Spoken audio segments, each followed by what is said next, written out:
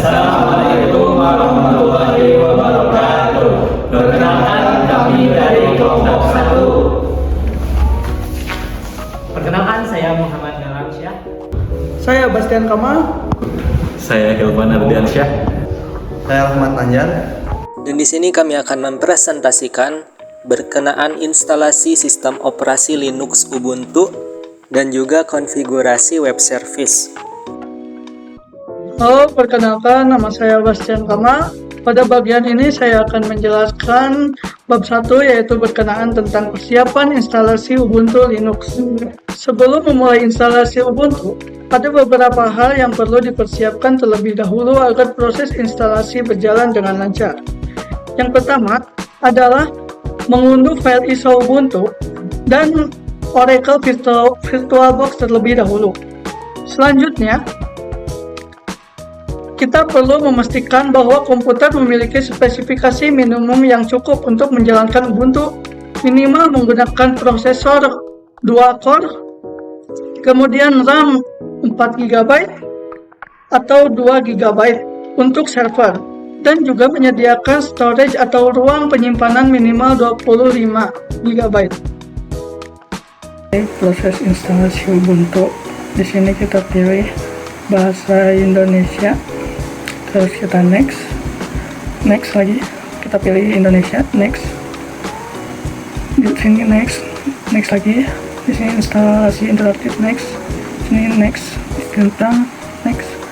Kita sesudah itu kita langsung ke terminal untuk melakukan konfigurasi.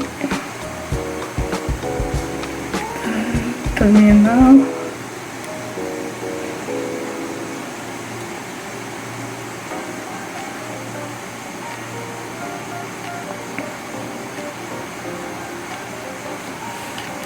Nah, setelah kita buka terminal, kita di sini akan melakukan konfigurasi.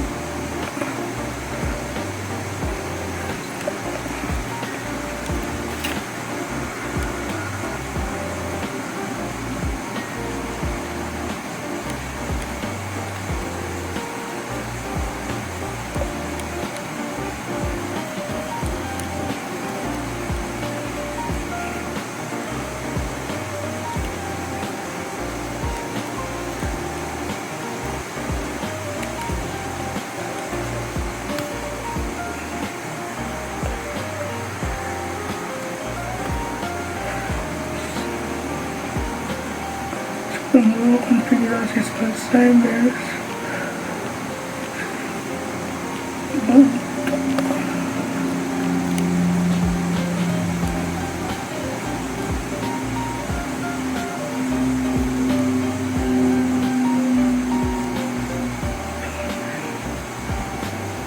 Saya Jakarta.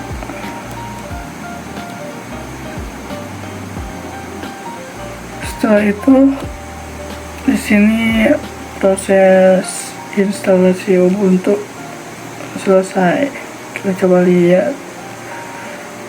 Oke, terima kasih.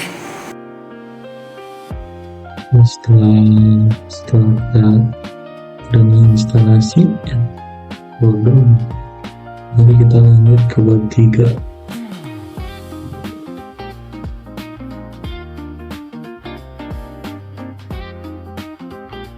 Kita buka terminal, langsung coba coba udah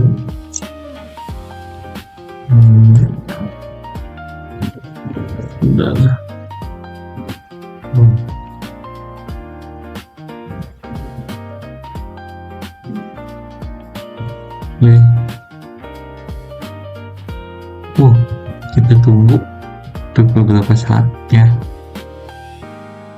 Akhirnya selesai. Kita lanjut ke install paket tambahan. Kita langsung install next music oke.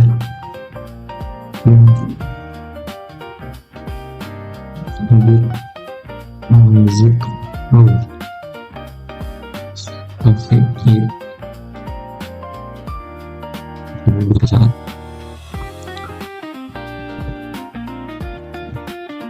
Oke, sudah. Tapi tadi tuh sebenarnya sudah untuk mengatur zona waktu, tapi nah ini tugas ya.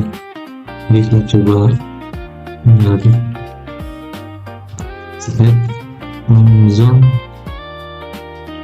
masih berkali. Oh, sebenarnya.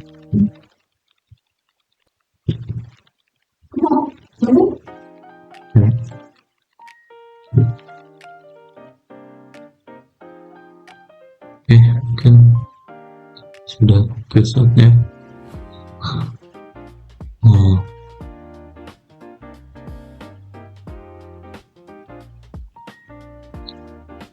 kita coba detik. No, oke, sudah keset. Lanjut kita ke bab 4.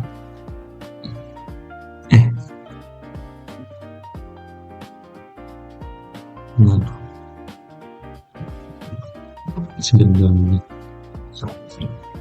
bab 4. Oh, bab 4 yaitu instalasi dan konfigurasi web service atau LAMP stack. Kita langsung saja perintah untuk install Apache itu kemudian gd /server php/mysql MySQL php/com spasi php/easy spasi emot spasi php spasi ini. Oke, kita tunggu lagi untuk beberapa saat. Oke, selesai, kita lanjut ke yaitu perintah kalau ini silapnya kalau sudah tunggu untuk enable. Oke. Lalu kita akan masuk ke bab 5 yaitu pengujian.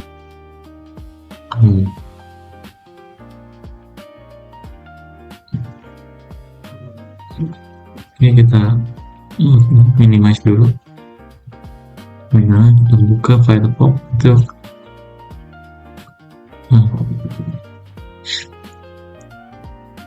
Simpan dan lanjutkan.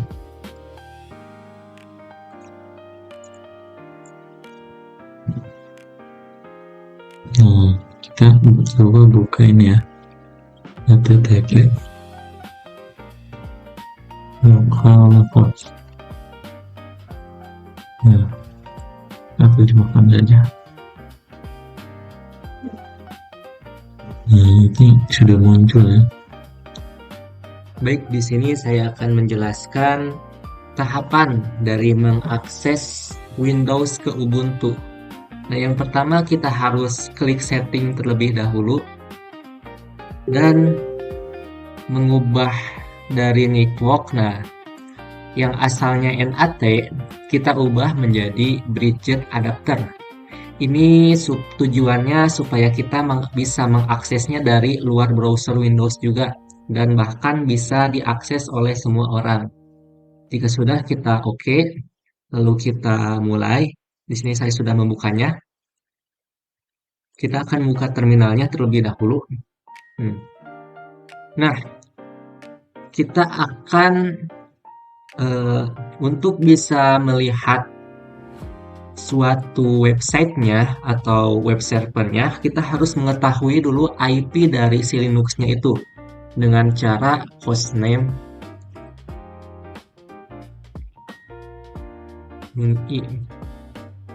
Nah, jika kita sudah menemukan IP-nya, IP ini yang akan kita lihat di dalam website kita nanti. Lalu kita akan menambahkan sebuah HTML.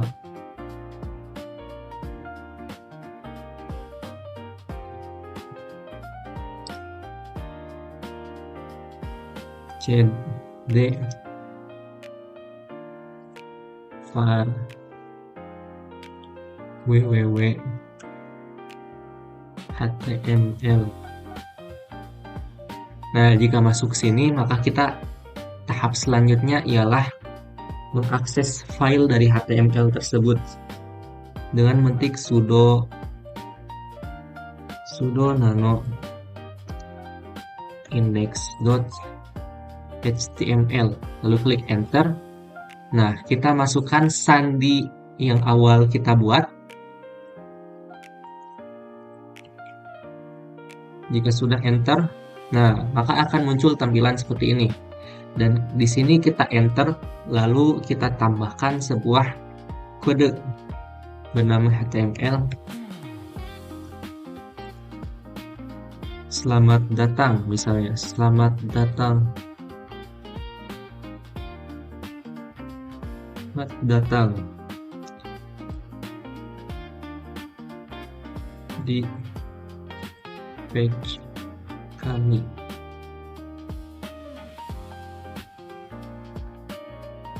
HTML. Kita enter kembali, lalu jika kita ingin menambahkan lagi kita bisa seperti H1 kelompok 1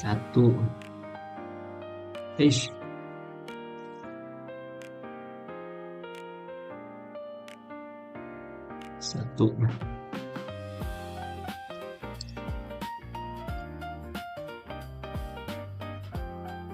Kita bisa menambahkannya yang lainnya.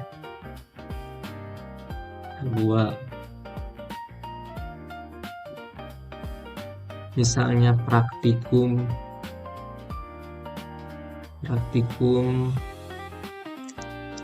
Linux dan web server. Jika sudah, kita tutup.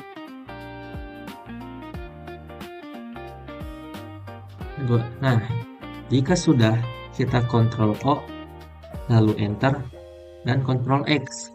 Nah, jika sudah, kita ingat-ingat IP dari sini, 192.168.1.13. Lalu kita bisa mengaksesnya di browser Windows kita, bukan lagi dari Linux-nya, contoh di Micro Edge. Kita buka 192.168. Berapa tadi? Titik 1.13. Kita enter dan damn, inilah dia hasilnya.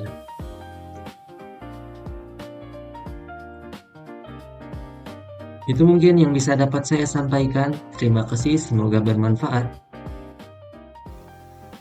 Assalamualaikum warahmatullahi wabarakatuh. Perkenalkan, nama saya Rahmat Anjar ya. Di sini saya akan menjelaskan untuk bagian kesimpulan dan saran. Nah, untuk bagian kesimpulan, melalui pengerjaan tugas besar ini dapat disimpulkan bahwa proses instalasi sistem operasi Ubuntu dan konfigurasi web service berbasis Limestack dapat dilakukan secara bertahap mulai dari persiapan perangkat, instalasi sistem, konfigurasi awal hingga pengujian akhir.